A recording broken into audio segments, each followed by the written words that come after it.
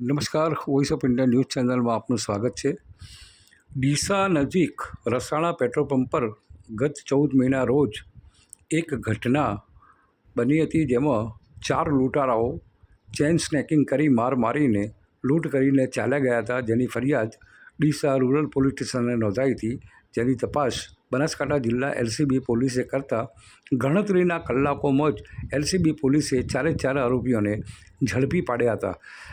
Range આઈજીના આદેશ અને બનાસકાંઠા જિલ્લા પોલીસ વડા પ્રશાંત સુંબેની સૂચના અને માર્ગદર્શન હેઠળ એલસીબી પીઆઈ રાઠોડ અને તેમની ટીમે જબરજસ્ત કામગીરી કરીને ગણતરીના કલાકોમાં જ 4 આરોપીઓને મુદ્દામાલ સહિત પકડી પાડ્યા હતા.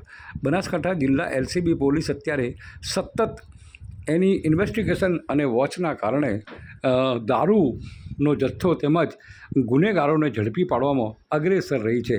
અત્યારે આપ દ્રશ્યોમાં જોઈ રહ્યા છો કે જે અધિકારીઓ આરોપીઓની જોડે બેઠા છે, તેઓ રાત દિવસ એક કરીને અને પોતાના ઇન્ફોર્મેશન અને પોતાની આગવી સૂઝબૂછના કારણે ગુનેગારી કરતા લોકોના સામે કડક કાર્યવાહી કરી રહ્યા છે.